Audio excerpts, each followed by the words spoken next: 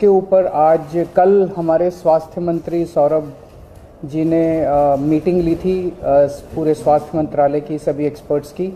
आज मैंने उसके ऊपर मीटिंग ली।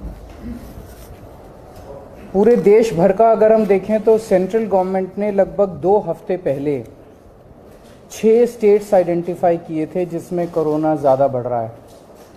वो थे गुजरात, महाराष्ट्र, केरला, कर्नाटका, तमिलनाडु और तेलंगाना। उसमें दिल्ली नहीं था।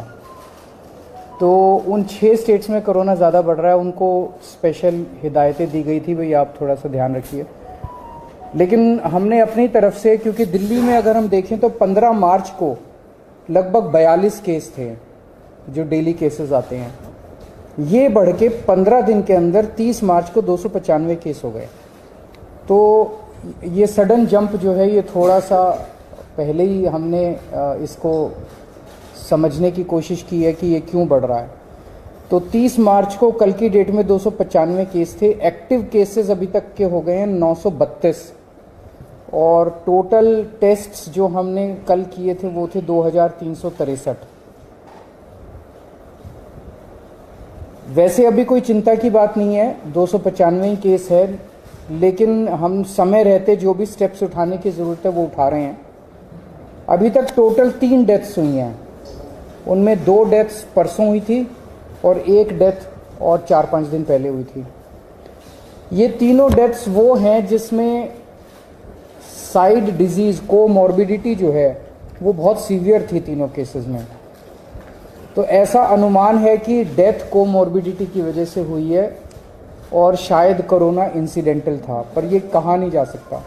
तो जैसे एक केस है जिसमें किडनी का ट्रांसप्लांट हुआ था, वो 2-3 महीने से हॉस्पिटल में एडमिट था और उसकी डेथ हो गई। तो ये कहना कि वो कोरोना से डेथ हो गई ये थोड़ा शायद गलत होगा, लेकिन ये फैक्ट है कि 3 केसेस ऐसी डेथ हुई है जिनको कोरोना था। इन 3 में से 2 दिल्ली के बाहर के रहने वाले थे। अभी इस वक्त जितने भी हमारे केसेस पॉजिटिव आते हैं, 100% केसेस की हम जीनोम सीक्वेंसिंग करा रहे हैं।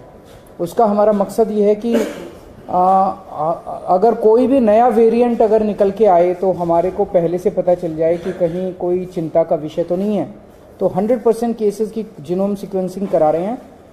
इस वक्त जो सबसे प्रिडोमिनेंट वेरिएंट आ रहा है वो है XBB.1.16। लगभग 48% केसेस में ये वाला वेरिएंट है और जो बाकी भी हैं उनमें भी इसी वेरिएंट के कुछ सब वेरिएंट्स हैं। इस वेरिएंट की 3 क्वालिटीज़ हैं।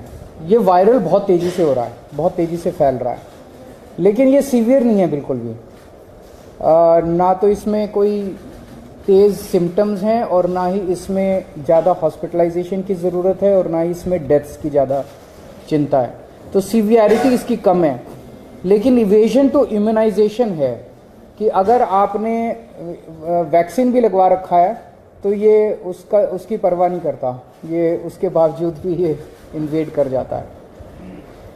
एक जो हम लोग दिल्ली में कर रहे हैं कि सीवेज जो है उससे हम एडवांस में पता करने की कोशिश करते हैं कि कहीं कोरोना तो नहीं आ रहा। तो मिड फरवरी तक जितने हम सीवेज के 7-8 जगह से पूरी दिल्ली में सैंपल उठाते हैं सीवेज के और उनको टेस्ट करते हैं। पहले अगर कोरोना आता है तो पहले सीवेज में कोरोना डिटेक्ट होना चालू हो जाता है।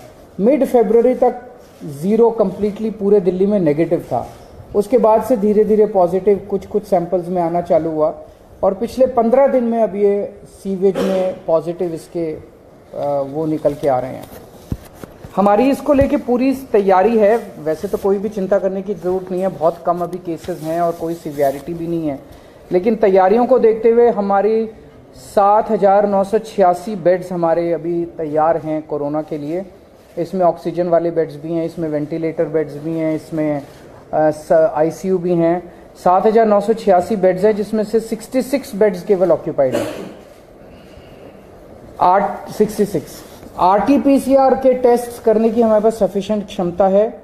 लगभग 4,000 टेस्ट हम सरकारी लैब्स में करने के लिए हमारे पास क्षमता है और प्राइवेट लैब्स में तो 1 लाख से ज़्यादा टेस्ट पर डे करने की क्षमता है।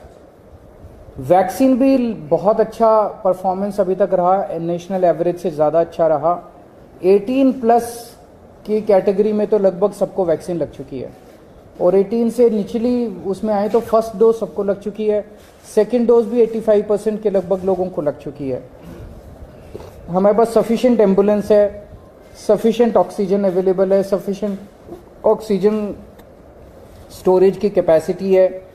26 मार्च को हम लोगों ने 38 सरकारी दिल्ली सरकार के हॉस्पिटल्स की खुद ब खुद एक मॉक ड्रिल की थी कि बाई चांस अगर हो जाए तो, और इसमें जितने मान लीजिए कोई इक्विपमेंट काम नहीं कर रहा था, ऑक्सीजन वाली अवेलेबल है नहीं है, वैक्सीनेशन, सारी चीज़ों की एक से ट्रायल करके देखा था कि सारी चीज़ें काम कर रही है कि नहीं कर रही।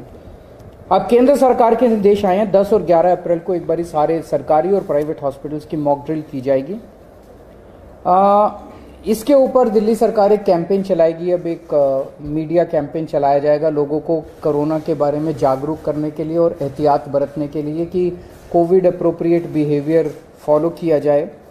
एयरपोर्ट के ऊपर 2% के लगभग पैसेंजर्स को रैंडम टेस्टिंग की जा रही है, और जितने भी दिल्ली सरकार के हॉस्पिटल्स हैं सबको बोल दिया गया है कि आइसोलेशन वार्ड्स कोरोना पेशेंट्स के लिए रखे हैं। कहीं ऐसा ना हो कि किसी को बहुत सीरियस, मान लिया ILBS में किसी को किडनी ट्रांसप्लांट हुआ, उसको कोरोना हो गया, अब उसको कोरोना वाले हॉस्पिटल में नहीं ले जाएंगे हम, वहीं पे अगर आइसोलेशन बेड होगा तो वहीं पे उसको एक अलग वार्ड में कर देंगे, तो उसका कोरोना का, किडनी का भी ट्रीटमेंट होता रहेगा और उसका कोरोना। तो हर अस्पताल के अंदर एक आइसोलेशन वार्ड की तैयारी की गई है। जितने सारी केसेस हैं एक्यूट रेस्पिरेटरी डिजीज़ वाले, उनमें जैसे ही मरीज एंटर करता है हॉस्पिटल में उसको तुरंत मास्क दे दिया जाता है, उनको 100% उनके टेस्ट किए जा रहे हैं। और जितने इन्फ्लुएंजा वाले लाइक सिम्टम्स वाले पेशेंट्स हैं उनको 5% उनके रैंडम टेस्ट किए जा रहे हैं। तो ओवरऑल दिल्ली में लोगों को घबराने की ज़रूरत नहीं है, सरकार पूरी तरह से नज़र रखे हुए और सरकार पूरी तरह से किसी भी इवेंचुअलिटी को फेस करने के लिए तैयार है। सर, बूस्टर डोज का क्या स्टेटस है? क्योंकि हमने देखा था कि जब कोविड था तो बहुत सारे लोग बूस्टर डोज लगवाए, लेकिन अब बहुत कम हो गया, इक्के लोग ही जाते हैं बूस्टर डोज। इसका क्या स्टेटस है अपना? सर, बूस्टर डोज अब नो लॉन्गर एजुकेटेड और अब जो है नहीं लगाई जाती। अभी मास्क की ज़रूरत, हम जितने भी जिनको भी सारी पेशेंट्स हैं जो कि इन्फ्लुएंजा लाइक सिम्टम्स हैं, इस तरह की सांस की बीमारियां, उनको हम सबको वो कहेंगे कि आप मास्क लगा के रखिए। लेकिन अभी केंद्र सरकार की तरफ से कोई गाइडलाइन नहीं है, और जैसे जैसे केंद्र सरकार गाइड करेगी हम उस पर स्टेप्स लेंगे। स्कूलों का सेशन शुरू होने वाला है, क्या स्कूल गोअर्स बच्चों के लिए एहतियात की जरूरत? अगर ऐसी कोई ज़रूरत होगी तो हम समय समय पे करते रहेंगे।